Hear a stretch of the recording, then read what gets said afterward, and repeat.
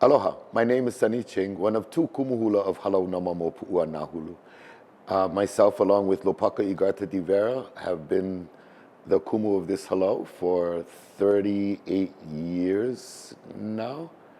And it's wonderful to be able to live a life of hula for all of this time. I unikied or graduated through the traditional rites of Ailolo, or through the traditional uniki ceremony of Ailolo in February of 1984.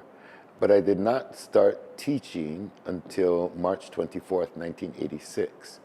And I began with a group of kupuna, or senior women, at a place called Paki Park in Kapulu, Oahu, close to where I live. And from there, the halau grew to men, teaching men, women. Lopaka Igarta Divera, one of the other kumu of the halau at this time, he wanted me to teach men. So I told him, you go and get me 8 men and I'll start a men's class. And I asked 5 women to start a women's line, and that's how the halau grew from kupuna to women to men. And then eventually I started gathering all the kids that hung out at Paki Park and began teaching keiki. So today our halau comprises of men, women, kaikamahine, keiki kane, kupuna, gracious ladies from the ages of 4 to 90. We also, 17 years ago, I believe, I sent Lopaka, Kumu Lopaka Igarta Divera, to Japan to open up Halau Namamo Pu'uana Hulu in Tokyo. And for the past 17 years, he's run the school there in Japan. And then he's also maybe, I can't remember how long ago, but maybe 10 years ago, opened up a branch in Osaka, Japan also. So it's been wonderful for us to be able to live a life of hula here and share this love and this life of hula that we have with other people throughout the world. In order for people in Japan, especially really anyone that lives outside of Hawaii, first of all, I commend people who live outside of Hawaii for taking the time and the opportunity to use whatever resources they have to learn the Hawaiian culture through the art form of the hula. Because we teach in Japan, we understand some of the difficulty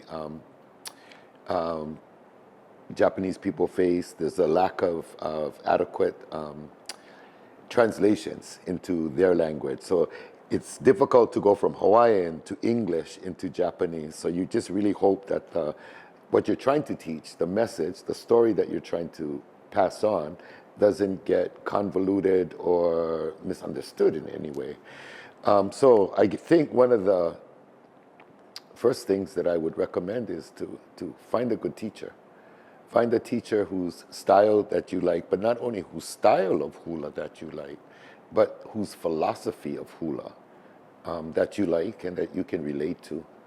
And then grasp onto it, grab onto it.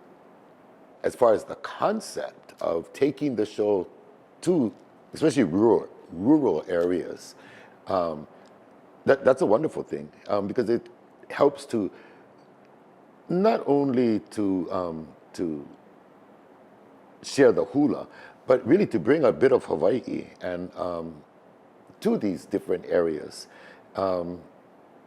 And I think it helps to make people more willing to want to come because they may not have the time to travel to get to a certain location. Some of them may have to spend the night in Tokyo if the concert was only in Tokyo. So it's really wonderful that it's going to different locations, and I can't wait to see everyone at these different venues, different places. There was a couple of the things that was really enjoyable last year was, of course, the people that I traveled with from Hawaii. It was a great group of people, great group of kumuhula, great group of halaus sharing the opportunity to go to Japan and share what we do. And we all do hula, we all do or contribute something different to the hula community. So that was a wonderful thing. Of course, the second thing would be the reception from the audience, the appreciation that we feel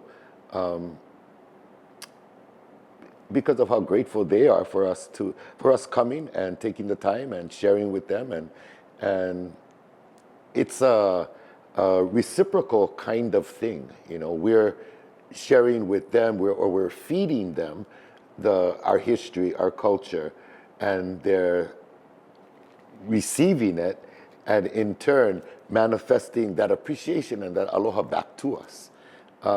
So yeah, it's a really ho'ola thing, a life-giving thing. The mele that we plan to share for this year's Ikeponoma Japan is pretty much the mele that we did at this past year's Merry Monarch Festival in Hilo. We honored all of our kahiko mele, honored our last queen, Lili'u Okalani.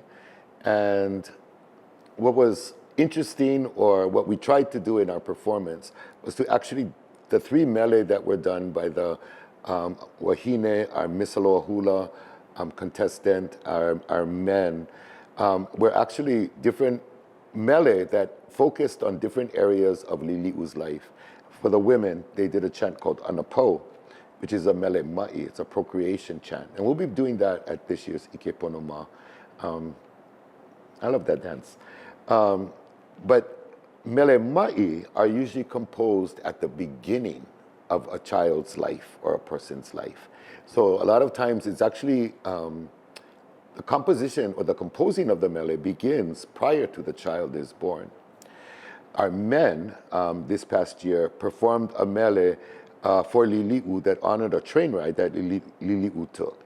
And she was a princess at that time. She was actually the regent because Kalakaua was on his world tour. So, yeah, Lili'u wasn't even queen yet. Then our Miss Hula contestant, Kellyanne Domingo, she performed a mele Ai Molokai Ku'ule Nani, or Kole Nani. Sorry, her Awana and her Kahiko mele is very close, the names. Which was a gift from the island of Molokai to Lili'u when she was queen of Hawaii. So we're gonna, when we come to Japan for Ikepono, we're going to share that story, Lili'u's, some chants from Lili'u's life. And then the Awana that we're going to do is, again, the Awana that we did in the Merry Monarch Festival this past year in Hilo. And it's a combination of two mele, Ei no Kawailani and Nani Ka'ala. And both those mele honor places here on the island of Oahu. Because it's our home, the island of Oahu, we wanted to pay tribute and honor the places that we know and we love, and some of the places that are actually gone today. And it's through these mele that these places live again. And it also gives us an opportunity, because this is our home island, that we're able to huakai to these places. We're able to go to these places. So our dancers are able to experience and see what it looks like. So when they dance the mele itself, they're able to have that imagery in their head to bring the words that they dance to life again. One of the things that we did this past year at the Merry Monarch Festival, and that we've never done before, was to use an implement in our women's Awana performance. We've used implements in kahiko before, but we've never used it for Awana. And when we decided to do Nani Ka'ala, because we teach it with a pu'ili, which is what I'm holding in my hand, a split bamboo, we incorporated Hei Noa no Kawailani, or choreographed Hei Noa no Kawailani, also using the split bamboo.